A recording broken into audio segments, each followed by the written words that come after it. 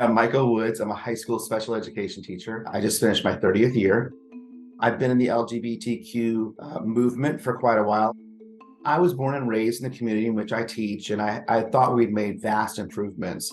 I was the bullied kid, and it was horrible growing up in where I live because we didn't really protect kids and young people. But I thought we made really great changes. And then several years ago, we noticed a huge market change in the way that we were really addressing marginalized people. With the creation of laws and bills and just the language and the rhetoric and the way people talked about queer people. I think to be a younger queer person, and even for me to an extent, it's not as safe as it used to be.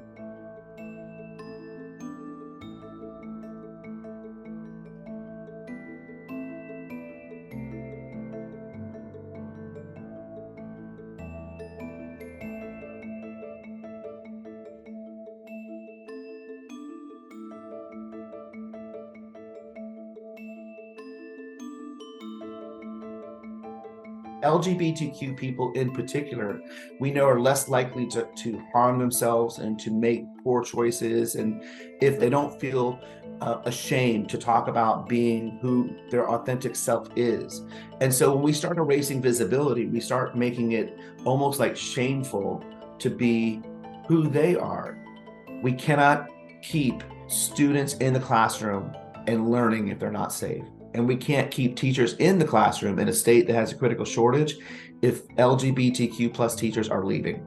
We've been in this fight for a long time, but now the fight has become a war.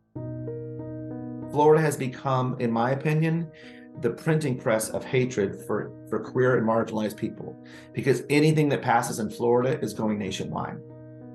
And so I could either say, you know what, I'm not gonna do this, or I could say, you know what, I'm not gonna give up. I'm co-chair forming a statewide LGBTQ teachers caucus because we will not make it easy for you to pretend we do not exist. Students will know we exist, and they will know that they should exist.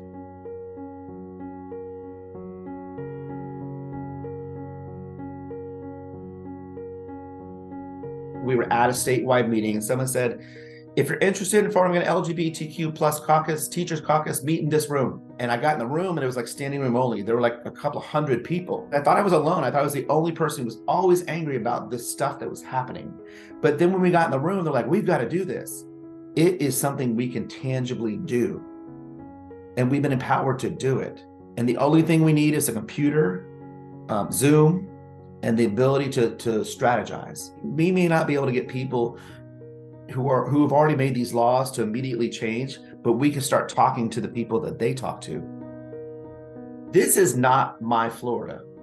I've lived here my entire life, so I know what Florida is. I know what Florida is, and I know what Florida is not. And Florida is not this. So that's why I fight, because pride for me means making my community that I grew up in a really great place for kids to go to school.